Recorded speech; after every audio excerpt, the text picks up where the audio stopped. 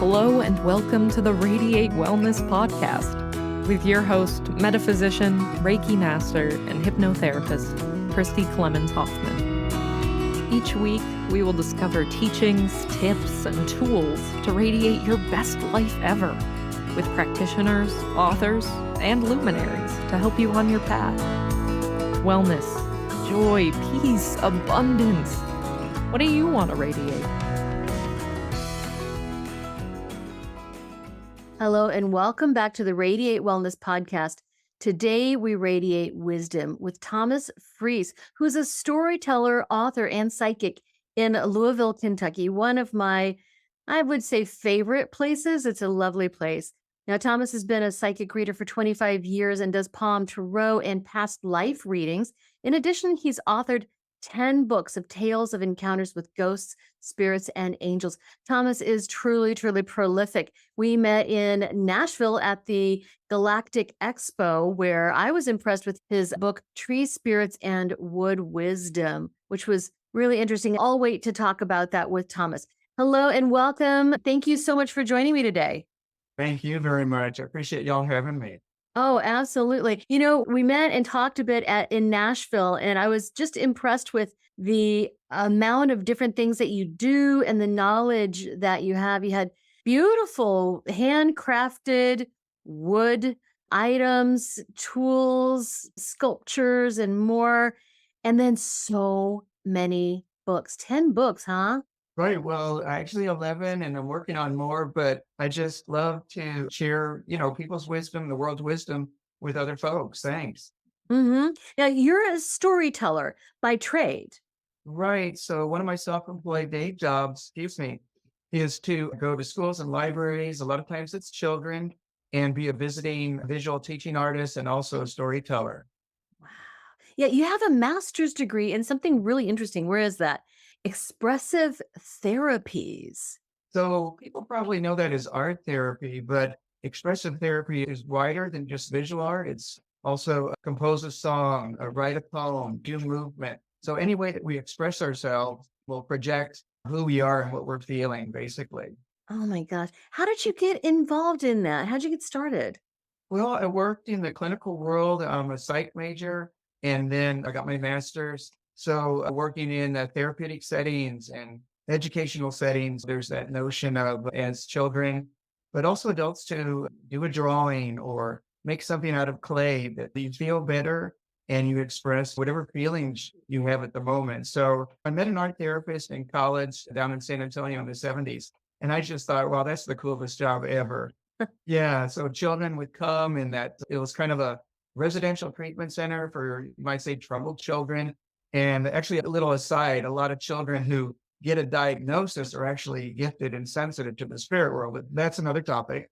And I saw this therapist. The children would come in and they'd kind of settle down from whatever emotions they had blasting around, and they would just find themselves in the artwork. And so it took a while, but eventually the University of Louisville has a really long-standing program. And I applied, and I was one of the older students, so I already had a lot of life experience. And then I worked in the field here in Louisville. I worked in the Catholic schools, actually, the grade schools, as a counselor and therapist. But you can really, really see anytime someone's doing artwork, it's just fulfilling their soul. It's expressing themselves. And to use the radiate word, they're radiating their own soul essence and putting that out there in a creative way.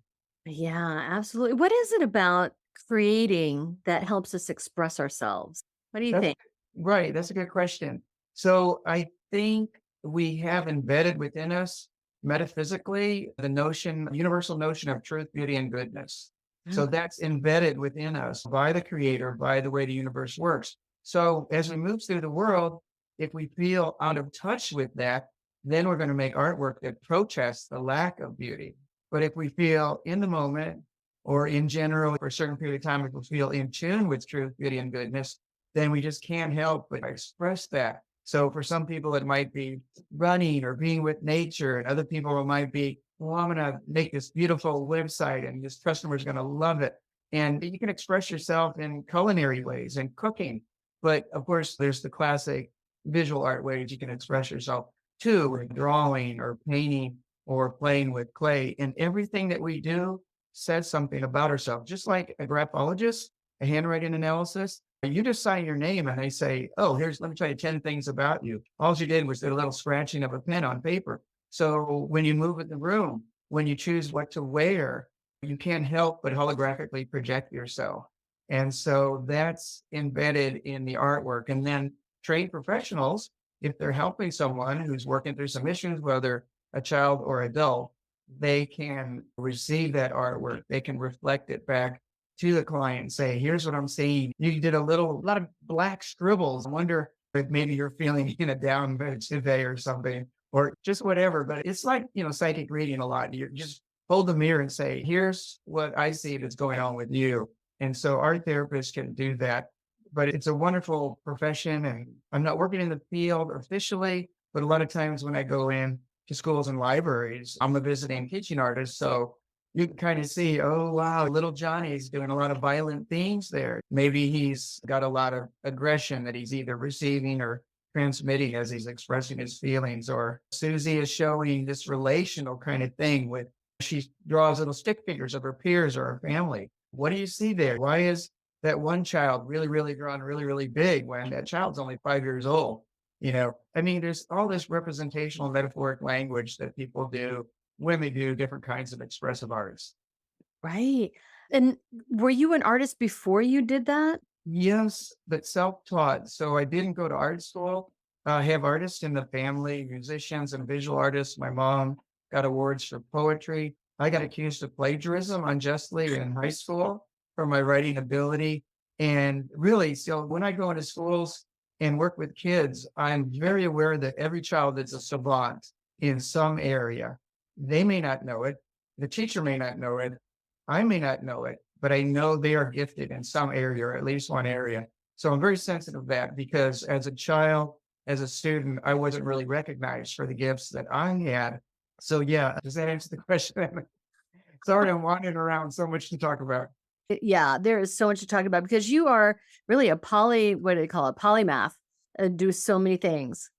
So, right, I just love variety and Chinese astrology. I'm a monkey and we're just very versatile. We like learning, we like variety. So I'm definitely not a cubicle kind of guy, right? And I've been drawn to artwork, to the expressive arts. I play guitar and harmonica when I do storytelling. So there's that.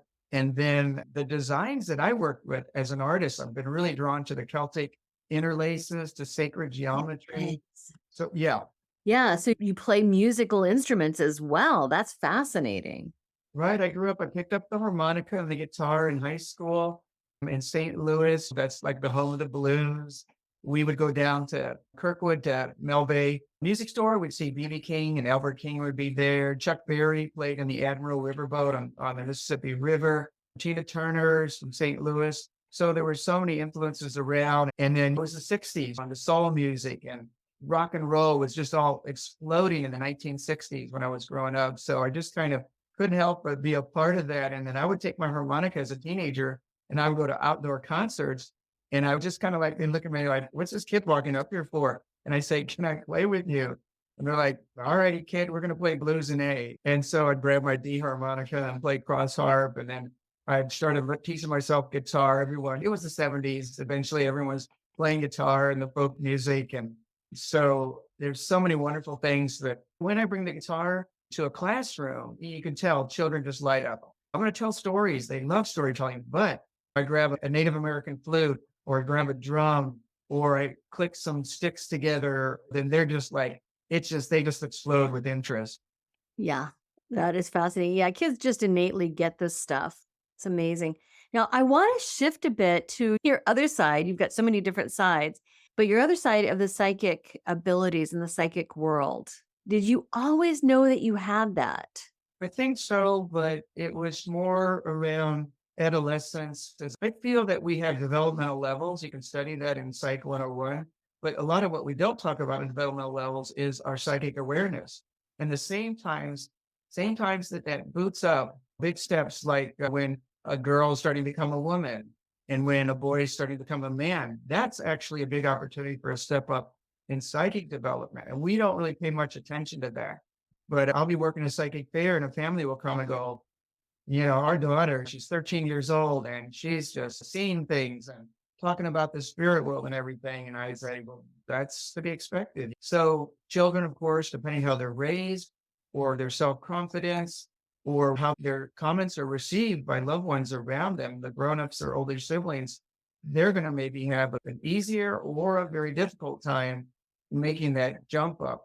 So for me, I was about 12 years old and I heard this, like someone just took their fist and slammed it into the wall. It was common with the hallway. And I grew up in a small Catholic family of 8. So it could have been anyone, walking in the house, but I waited to listen. I didn't hear like my dad cussing, like he had slipped and he had been checking on something in the middle of the night. I didn't hear anything. And my brother Mike, a year older, he always had the top bunk. And sometimes we would talk at night, even though we didn't see each other. And so I said, Mike, did you hear that? And he said, yes. So he heard that loud noise. And so I thought, I'm going to go ask my mom. And I tell kids this, if you ever see or hear anything you can't explain, go talk to a trusted grown-up, whether even if it's not family, whether it's your soccer coach or your grandma or your teacher at school. So I had a question prepared for my mom. Have you ever seen or heard anything you can't explain? Because that noise woke me up. I couldn't explain it. It wasn't a bird hitting the window. So it's kind of like this psychic wake-up call. Like you're 12 years old, the spirits were saying, we're here, bang. So I went to my mom, but my mom was very left brain and logical. She's a Virgo. Her maiden name is Dettenbanger. She raised us 6 kids with German precision.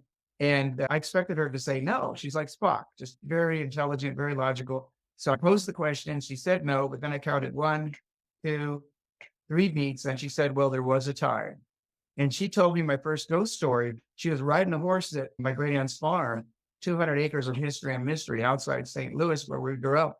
And she came upon this guy sitting on one of the tombstones. And this is the Dr. Smith cemetery. I'm sure it was Dr. Smith. She said he had a long gray beard and was wearing old-time clothes. But she had a special needs horse. Just then, the horse stumbled. When she looked up again, he had vanished. So I thought if my very logical mom has seen a ghost, then there's really something to this. So from then on, I was really paying attention. I was fascinated. I got books. There's one book. It's actually still available today in Scholastic. I got it in Scholastic in grade school. It's called Strange and Wonderful Things. Strangely enough, I'm trying to remember the title, but I just gobbled that up. And it was about Bermuda Triangle and raining frogs and the devil's footprints and ghosts and UFOs. And I was just like, I believe this stuff is all real. I may not be able to see it right now.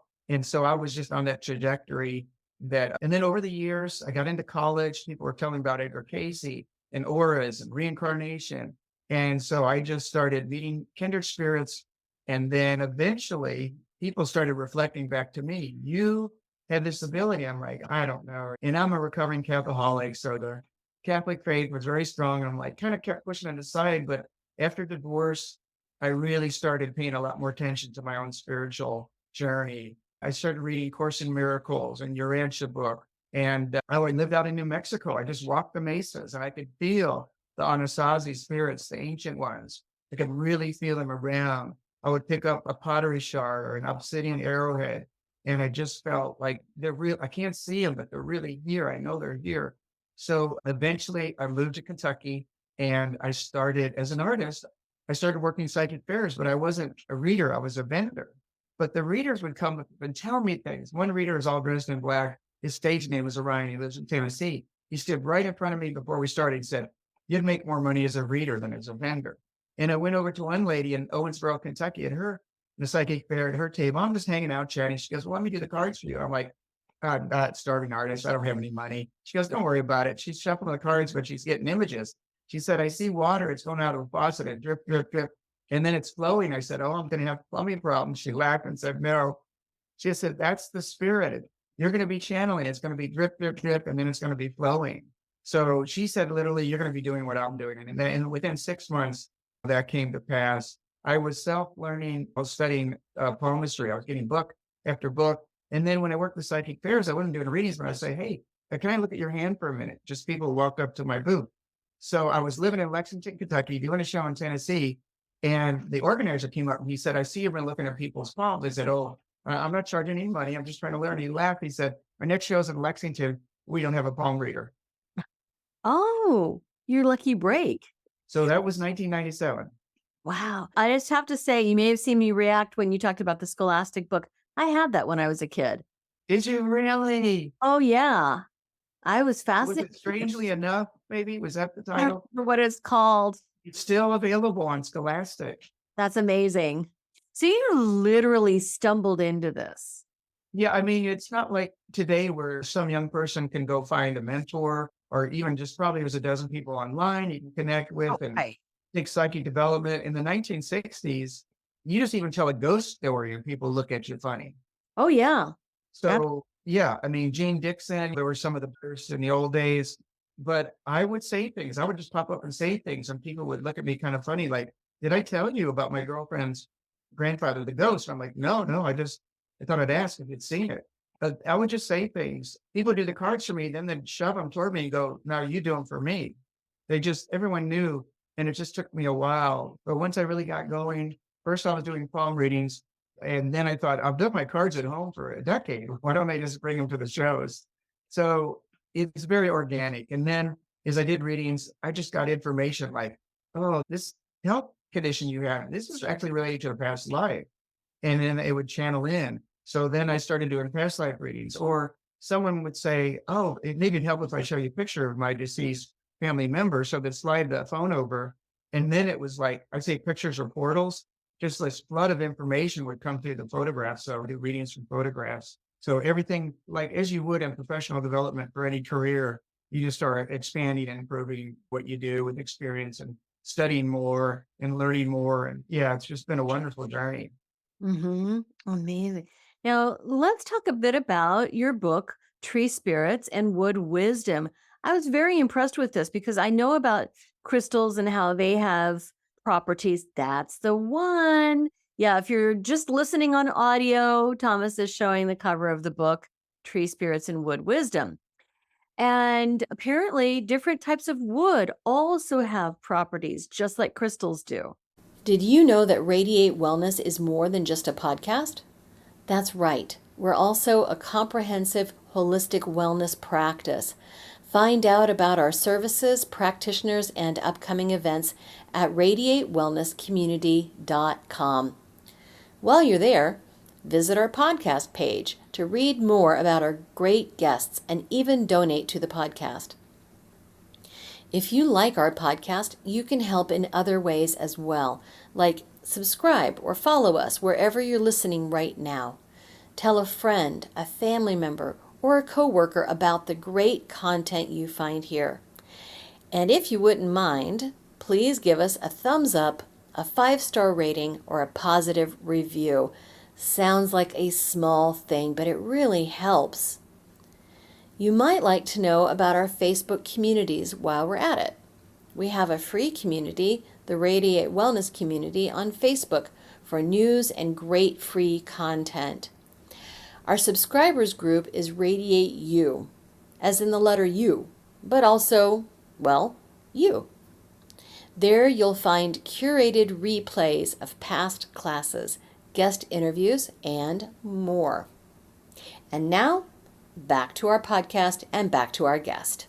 Right. A lot of people know about the crystals and stones, but we don't live that tribal life in the jungle or deep in the woods of Great Britain anymore. We've kind of wandered away from that. And if we grew up in a tribal setting, the people in your village or your grandparents or whoever, they would talk to you all about all the trees and what they did. Shamans in South America, they say that every tree, every plant has a song. You have to learn the song and sing it to that tree. And then you get the cooperation of what the tree can do or the plant can do for you.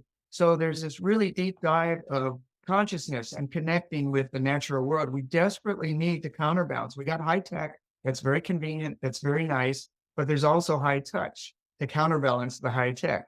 We're doing really good at the high tech. We're maybe not doing so good with the high touch. That's where you walk in the grass. That's where you get outside the four walls. That's where you set down the phone and the computer and you go interact with the natural world. Now, the computer is made of nature and all the tech elements are, but there's nothing like a tree. And even instinctively, children, if they're upset, if they want to be alone, they'll go outdoors, they'll go to a tree, they'll hug a tree, they'll get under that willow tree, you know, that kind of drooping, weeping willow. And it's that privacy and that connection. A lot of people had stories of encounters with tree spirits. And all the different tree woods have a metaphysical meaning. J.K. Rowling, when she did her research for the Harry Potter series, she totally knew what she was doing. And she's the only living literary artist in the history of the British Museum to have an exhibit there. So all the others, after they died and posthumously, they put out their notes and their drawings. So when you look at the woods and the characteristics of the wood that each unique tree can offer, and you look at the wands that they were made into in the book and in the series, you can perfectly match, because of her research, which wizard had which wood wand. So for instance, holly is the whitest wood there is. Holly has an association of strength in the fight. It was used for spear shafts by the Celtic people. Then later, when they burned wood to forge swords, as they moved into metal weapons, it turned out that holly was the best wood to burn for really good fire to forge the swords. Holly is actually ruled by Mars. All the trees are ruled by a particular planet. You and I are each born under a certain sun sign. Same for the trees. They all have a ruling planet. And the University of Edinburgh did a study, and they found when here on Earth, the tree of a particular kind was lined up with the moon and the ruling planet, there was greater growth than could otherwise be accounted for by moisture and those seasonal kind of factors. So the ruling planet that study found out for each tree was exactly the same that the ancient people said was the ruling planet for each tree. But if we go back to holly, okay, so holly has the strength in the fight association. It's the whitest wood there is. Guess which wizard had the holly wand? Is that Harry? It was Harry Potter. Yeah. Holly is for those that take up the fight for the benefit of others, which is exactly what Harry Potter did. And you can go on down the list. Now, there was one wizard that was a double agent. And spoiler alert, that was Professor Snape. She gave him the ebony wand. That's that black wood that, well, you usually think of from Africa. There's other sources. But anyway, it's that class. The Egyptians work with ebony. It's this beautiful black wood. So what is ebony good for? Those who can handle both light and dark magic. Oh, interesting. So when you go down the line, she totally did her research. So it's this kind of like little private club of this need to know. If you exert the energy, do the research, move out toward this learning. And I just want other people to know about this amazing resource that's available to you, whether it's a live tree that you go out, a stump that you sit on, that you approach trees from a scientific study, that's fine too. Or if you have kind of the metaphysical or new age bent, and you want to wear a certain kind of wood for certain kind of purposes for each day, for protection or for healing or a myriad of other uses. So what I did was with the book, I actually started looking online because I started making wands. I got tapped to be a featured speaker in Anchorage, Alaska. And I went up there, hadn't made any wands at all, but I had made Christmas ornaments, holiday ornaments. And I made some of them like wooden icicles. They were tapered. They went down from thicker to narrow. I spiral carded them. So I was setting up at the psychic fair in Anchorage. Two ladies walked up. One of them picked up this wooden icicle. She pointed at her friend who gave this knowing nod. And the first lady turned to me and said, "I've never met a wand maker." And I said, "Oh, no, ma'am. It's not a wand. That's a little ornament for your holiday tree." She shook her head and said, "No, it's a wand." She says, "I can feel the energy. You're making wands." So I went home to Louisville, flew home, and I thought, okay, number one, can I make a wand? How would I make a wand? Number two, and would people buy them? And the answer was thumbs up for all of those. But then I'm selling wands and I'm thinking, well, surely these different tree woods have different metaphysical meanings.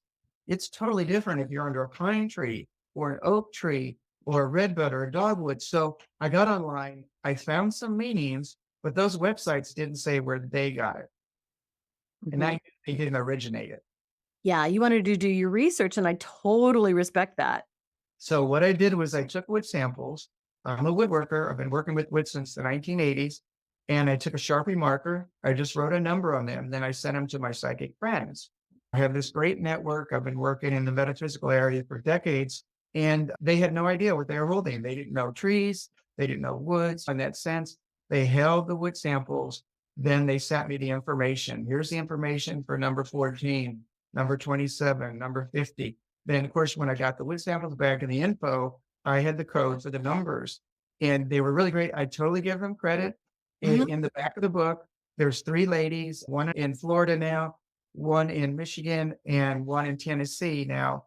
And they were so generous. So I'm learning from other people. I'm not originating the knowledge. I'm just saying, let's put this together and share that.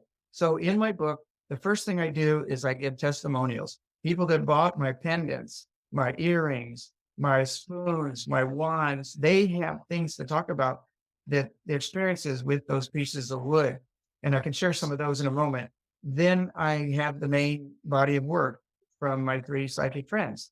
And you can actually see when you read the description, like for playing, it'll start with the initials of the particular channeler. So I give them full credit in the back of the book. I give their contact information. You can literally see which person said which thing about which tree. But basically, trees have energy, they have consciousness, they have spirits, they have attending spirits. So there's a story, I don't know if you know Animal Speak by Ted Andrews. Mm-mm. It's a book where you can look up any animal, and when you encounter it, it teaches you something. So if you see an eagle, that's about messages. Or excuse me, hawk. See a hawk, that's about messages. If you see a bluebird, all the different birds and reptiles and animals and four-legged. So Teddy Andrews is very connected. He's passed away, but he would go to metaphysical events. He would be a speaker, workshops. He wrote books. Here's his story about a tree spirit. He would go out in the woods. He grew up in the 1950s. And back then it was all cowboys and Indians. So he called his little spot Fort Apache. There was a creek. He would always see this young lady there, standing about his age. She would always be giggling, looking behind a tree, smiling at him. She always had a squirrel at her feet. He said to her one time, "How come I don't see you in school?" And she just laughed and ran down the path.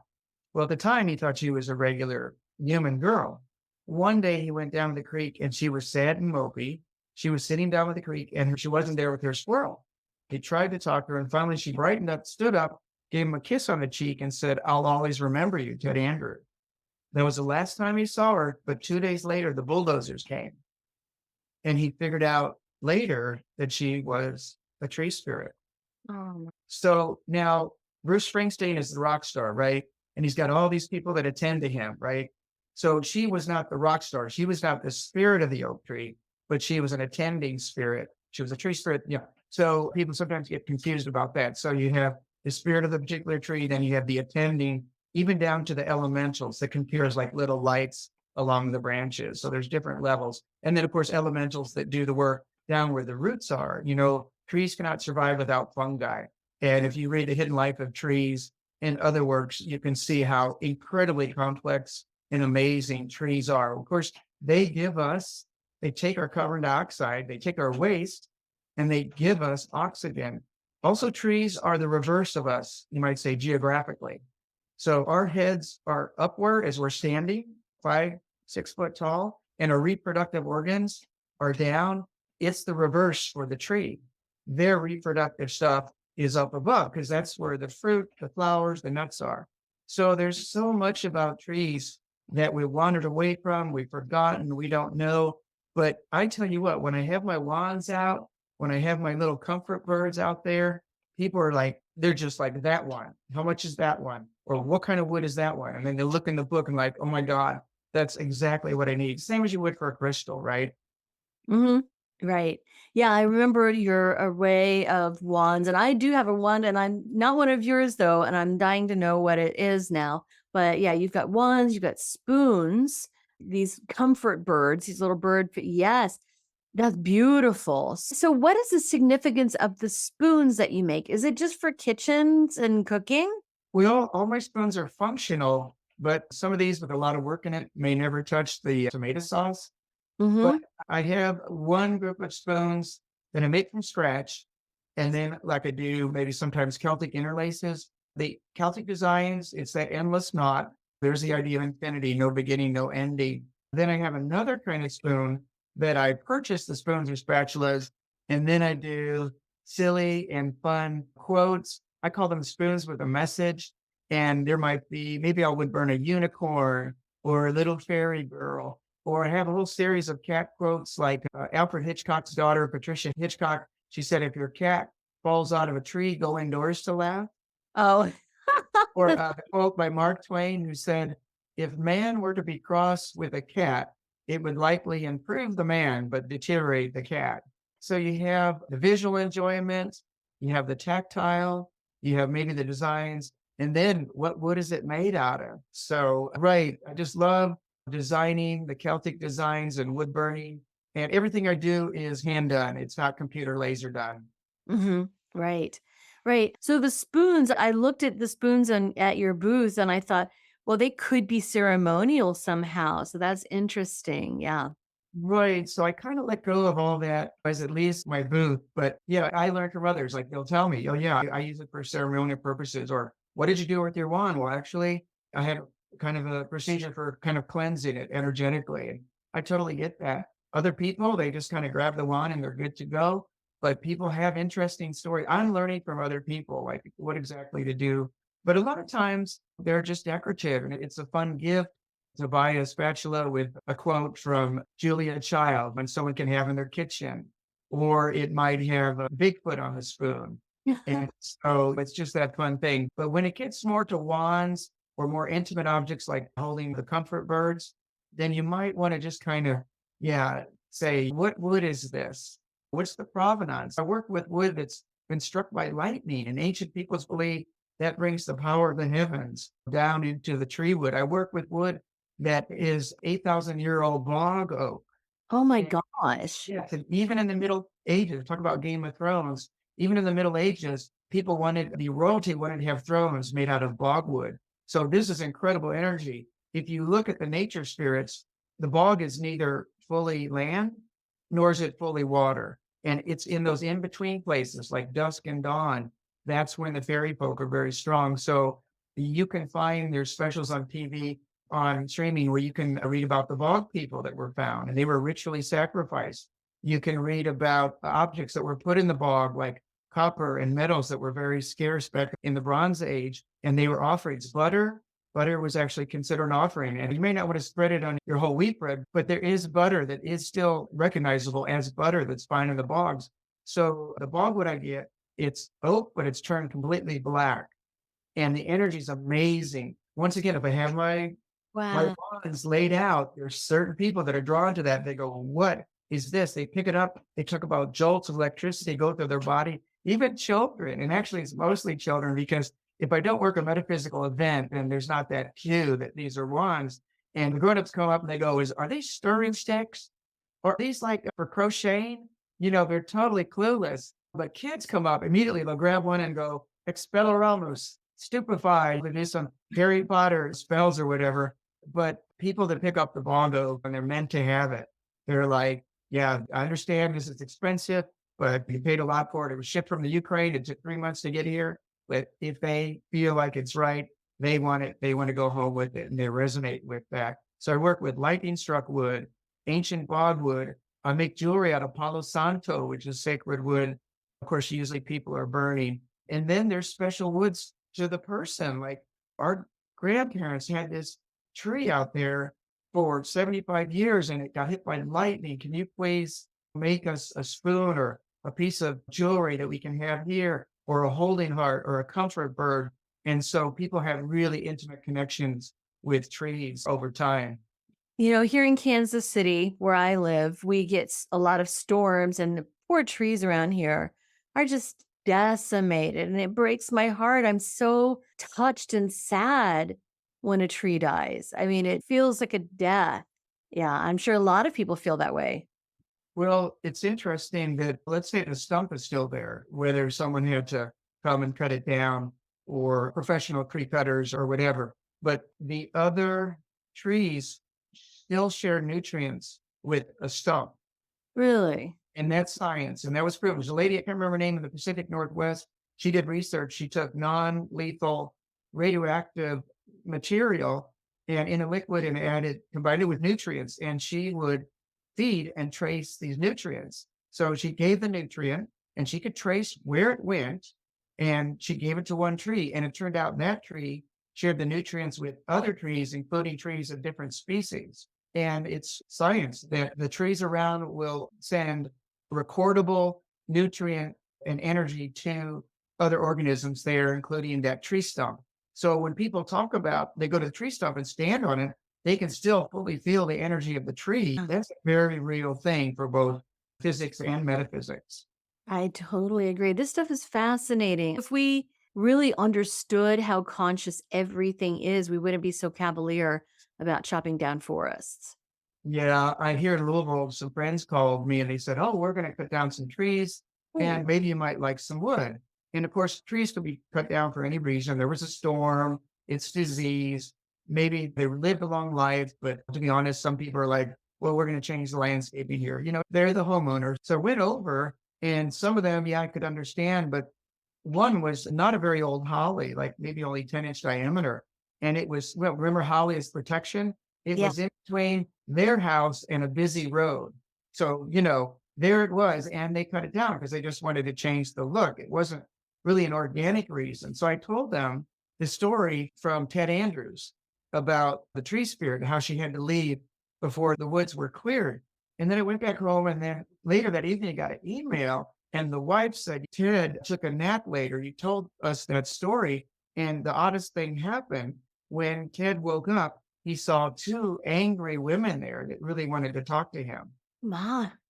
Now, if you go to Africa, if you go to Asia, if you go to rural, you might say third world, quote unquote, or fourth world countries, tribal native peoples, they will point to that group of trees and they'll sound you. If you want to die, go ahead and cut down one of those trees. They're very aware of the tree spirits. They're very aware of respecting the trees. And native peoples will only use certain woods for certain purposes. If we look at our Native Americans, for example, I lived out in the Southwest for 12 years. I was in Santa Fe, New Mexico, and got to know what are these tribal people making? What are they using for certain woods? The Zuni will only use lightning struck ponderosa pine for their prayer sticks. The Hopi will only use cottonwood for their kachina dolls, and only certain part of the cottonwood, and that's the root. Now, right outside my home, a block and a half away, is an amazing lady from Vietnam. And so I guess she called her and her husband a Vietnamese American. They've been here forever. They escaped the communist takeover in Vietnam. They were the boat people that had to run through the pirates in the ocean. They made it here. Chao is her name. She grows everything. She's so knowledgeable for the English name, for the Vietnamese names. Her husband, they had to cut down an Asian persimmon tree that they had planted and lived the full life. And so he was down there in the pit and he was digging out the roots and he had them laid out there. And I was bicycling by and went, and I stopped and I looked and I said, excuse me, sir, what are you going to do with those roots? Because I almost never get a chance to work with roots. We always cut the trees a little bit ground level. And he said, oh, we're going to put them in the fire. They're always burning something. I said, can I have some of those? And he said, take all you want. So I turned my bike around, got my wheelbarrow, came back, loaded up. I made wands out of those. And believe me, roots are hard to work with. They're very dense, they're fibrous, they're twisty, they have bark on it. But I labored, I made beautiful wands. I had my wands laid out. I worked events then, 50 wands, and people would point straight to the root wand, the persimmon root wand. That one, how much? And they're gone. They just went like wildfire. So people instinctively respond to the energy of the tree or the wood. Now, you would say, well, wait a minute. This is just a little piece of wood. I'm not like standing in front of the tree to get the energy. And I say, well, wait a minute. How about CSI? What happens if they got a little hair from you or a drop of your blood? They have the pattern of your whole DNA, don't they? So as with traditional Chinese medicine, each little part carries the pattern of the whole. We know that's true with DNA forensic analysis, right? Mhm. Get a little bit of your fingernail, get a little bit of your spit or saliva, and then, yeah, we can get locked down in a database for DNA. It's the same for a little piece of wood. You don't have to have the whole tree. Really? Yes, it's the same for a piece of wood. I can have just a little scrap of wood. That wood gives me access to the species, well, to the particular tree, Right. and then to the whole species. Wow, interesting. And This- children know all this. There's a lady who lives in Dallas, Diana. She does metaphysical work. She does Reiki healing. She bought some of my wands. She worked at an event. Everyone was going, hey, what about these wands here? Okay, they're mine. I'm not going to sell them, but I can give you Thomas's contact information. Well, this 7-year-old girl comes up. She looks at them and she goes, are those wands like Harry Potter? And Diana says, well, we don't really use the word magic. We call it the energy, that each wood has a different energy. And she said to the girl, and some people can feel that. Would you like to hold one of the wands? And the girl said, okay. She held the wand for a moment and she said, nope, I don't feel anything. She handed it back. And Diana was going to say something very sympathetic, as you would to a child. And then the girl added, but it stings. Oh. Remember we talked about Holly? Mm-hmm. Built by Mars? She had handed the girl a holly wand. So that 7-year-old picked up on the energy, didn't she? Yep. She didn't realize it. She didn't know it. She didn't have a name for it, but she did. And all those things you mentioned are exactly why I write the books, and I'm working on a second tree book, and why I take all the time to do the research and send the wood samples out to my psychic friends. And I was very grateful to be a part of that sharing. Oh, wow. And and I'm looking at your website now. You've got all of your books available. Your work is in storytelling, your work in artistry, so much information. And that's all at Thomas L. Freese, FREESE.com. All of this and more at thomaslfreese.com. And you've got other books coming up too. I would love to have you back to talk about some of your other books. You've got books on hauntings and trees and ghosts and spirits and all types of wonderful things. Is there anything that we've left out? Because I do need to get going, but is there anything that we've left out? So just to mention that my website is very limited. It was set up 15 years ago. I only had 2 or 3 books out. Wow. And no click and purchase. And there's a lot, it doesn't even talk about my psychic work, because I go into public schools and some very conservative out in the country counties. And so just to mention, the website is just a placeholder. If people really want to see what I'm doing, they can find me on Facebook or contact me through the website info@thomaslfreese.com. Or if it's through you, a trusted source, give my cell number. And that would be maybe just a proviso that really there's the website's very, very limited, and obviously needs to one of these decades get updated. Bring up to this century. So, Thomas, it was a pleasure having you on. It's been a few weeks. It's nice to see you again. So, thank you for joining me.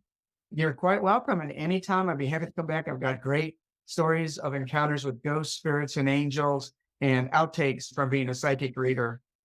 Yes, I would love to do that. We will do that again. So I will have you back in the next few months. All right. Thank you so much for joining me today.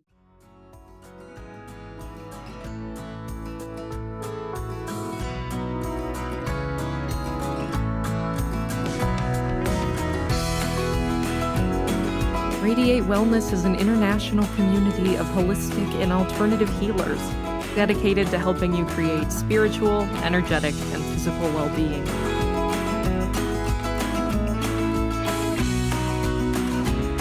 To learn more about our practitioners, services, classes, and events, or to schedule an appointment, visit us at radiatewellnesscommunity.com.